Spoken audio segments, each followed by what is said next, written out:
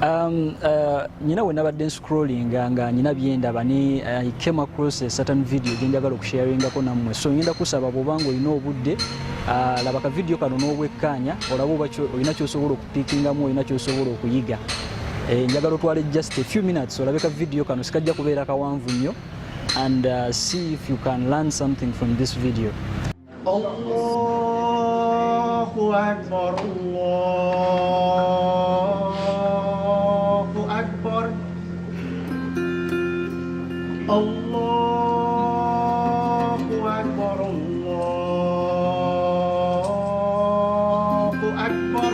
It's time for afternoon prayers, and the Muslim inmates in this California state prison are doing what was once forbidden, having an Islamic worship service. People couldn't gather in groups to teach and to practice the religion. Of the 3,832 inmates at Solano Prison, the chaplain estimates about 5% are practicing Muslims. The prison doesn't track religious identity, partly because it's so fluid. When I became Muslim, I was given a set of principles. Do this, don't do that. When in doubt, don't. That's Jesse Burleson, who people here know as Hassani. He's been in prison for 31 years.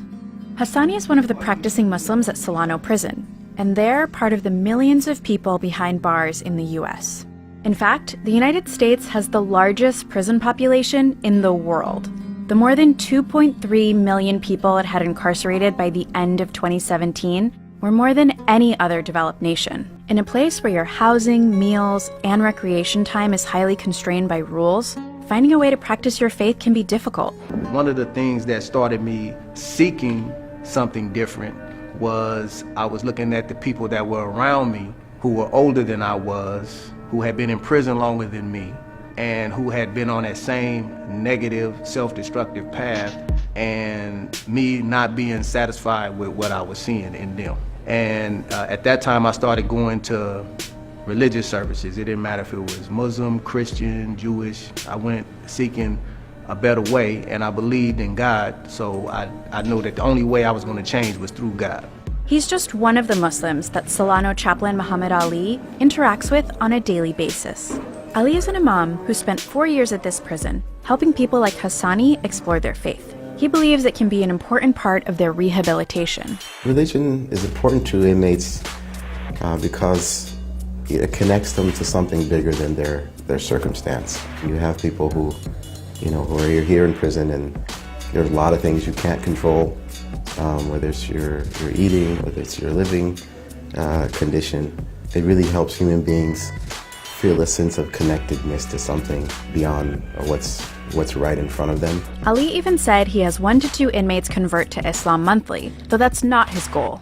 The prison administration, through their custody officers, wouldn't allow groups of Muslims to congregate over 3. And when they did, they would break them up. That's Abdul Rauf Nasir, and he spent 30 years using his Islamic faith to help inmates in correctional institutions. He considered it social justice work and an active part of his faith. Back when he started in the 1970s, he says the prison system was full of subtle discrimination against Muslims. Some Muslim inmates at this prison sued in 1996 for greater access to religious services. Their demands included hiring a full-time Muslim chaplain and the ability to attend Friday prayers without penalties like demerits for leaving work. Prison officials dispute this account. They say Muslim inmates were never denied access to their religion, and instead the constraints were reflective of staffing and organizational issues that were resolved. Nationwide, the legal pushes continue today. A 2013 report says that Muslims submitted the most religious discrimination complaints out of any other religious group in prison. Islam and Muslim organizations in prisons, for the most part, are seen to be powerful because they've been there a long time. They have challenged the status quo of the prison system itself, legally and physically. That quality of questioning power is easily identifiable with one of the religion's most notable converts. Malcolm X, his narrative is prominent, and so that attracts people toward Islam. And then the reformative value that they find in that, the hope that it gives, that I can survive in prison. Malcolm survived in prison. But as Muslims, we will be Muslims. I will try and teach the religion of Islam among the so-called Negroes and make them Muslims. A central organizing principle in prison is containing the threat of violence. Inmates are housed and classified according to the risk of violence they pose.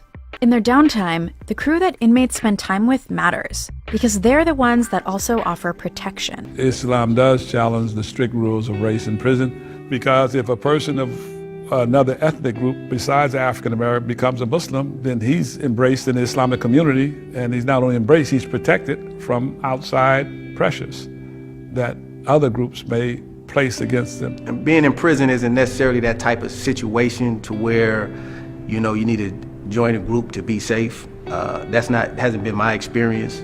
But I would say being a part of a community in prison is definitely beneficial in that regard. In fact, there are several things about prison that change how Islam is practiced. There's no Quran app, no call to prayer from your cell phone. It does afford some opportunity for inmates to think about their rehabilitation, think about meaning in life, think about who they want to be as a person while here or when leaving here. Just because religion might help some people survive prison doesn't mean they'll continue the practice after release.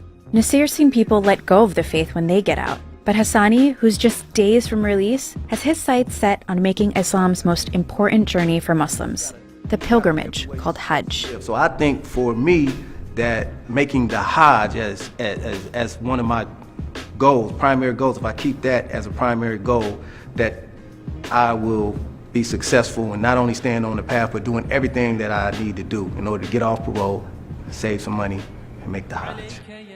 I don't know if you have learned something. Nze nina kyenayize kinene nnyo ng'omusiraamu, naye simanyi gwoba olina ky'oyize. Bwe kiba nga weekiri, you can always share with us, inshallah. Wassalamu alaikum wa rahmatullahi wa barakatuh.